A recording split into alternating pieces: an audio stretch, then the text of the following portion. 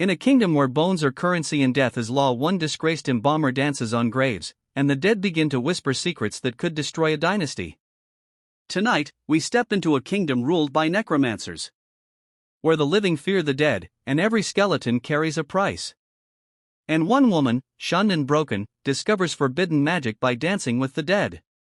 This is a story of love, betrayal, and secrets that should never see the light of day. In this kingdom, bones are more valuable than gold. Every citizen's worth is measured by their skeletons.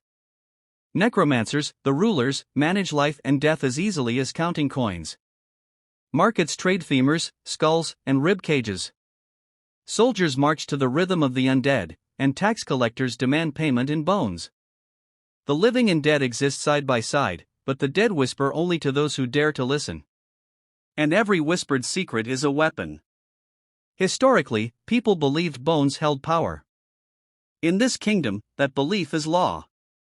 Necromancers can raise armies from graves, predict political coups, and even enforce justice from beyond the grave. But what happens when the dead start choosing their own messenger? She was once the kingdom's finest embalmer. Skilled, precise, revered. But a single mistake misplacing a royal body during a ritual ruined her career. Shunned, humiliated, she wandered the graveyards alone. Yet in the silence, she discovered something extraordinary. By dancing atop the graves, she could see visions. The dead moved with her. Not as corpses, but as memories, as whispers. And one night, one voice stood out. She spins among the tombstones. Shadows stretch like fingers. A cold wind lifts her hair. A faint voice calls her name. The dead begin to move in her mind, mirroring her steps, forming shapes only she can understand.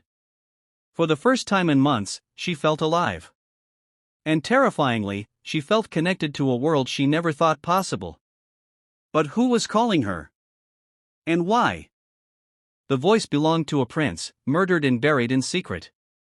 His whispers revealed betrayal, a coup in motion.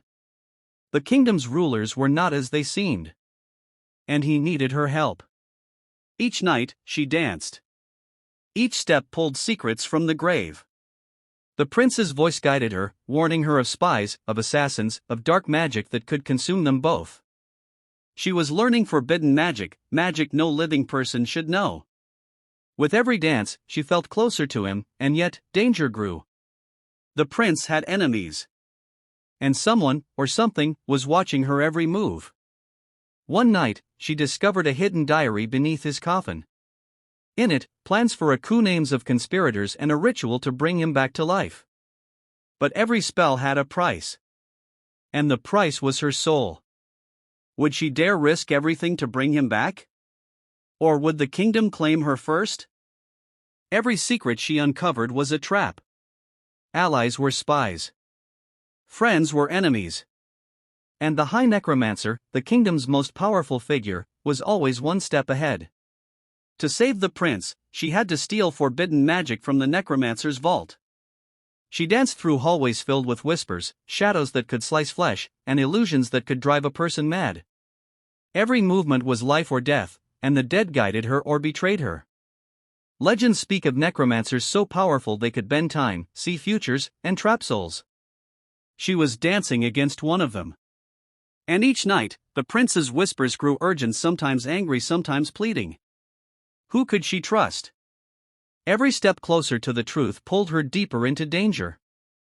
Every heartbeat echoed through the graveyard, a reminder that the living were not safe here. The final dance began in the royal graveyard. Alone, under the cold moonlight, she moved in patterns only she and the prince could understand. The air vibrated with whispers, bones rattled beneath her feet, shadows stretched unnaturally long. The High Necromancer appeared. Magic clashed. Spells burned. And through it all, she danced. She danced for love, she danced for life, she danced for death. With every spin, she felt his hand in hers, guiding, pushing, pulling. And finally, as the first light of dawn touched the tombstones, the prince opened his eyes, but at a cost. She had given herself, body and soul, to the dance. She had become a part of the whispers. The kingdom remains. Bones still trade hands. necromancers still rule. And somewhere, a dancer moves among the graves, listening to the secrets of the dead. Did she truly bring the prince back, or did she awaken something older? Was the necromancer defeated, or did he simply change bodies? And if the dead can choose their own messenger now, who will they choose next? If you want us to investigate the next chapter of this kingdom, or uncover more forgotten stories where the dead refuse to stay silent, make sure you subscribe, turn on notifications, and leave a comment telling us what you believe happened to the dancer. Because in a world where bones are currency, your voice might be the only thing keeping the whispers at bay.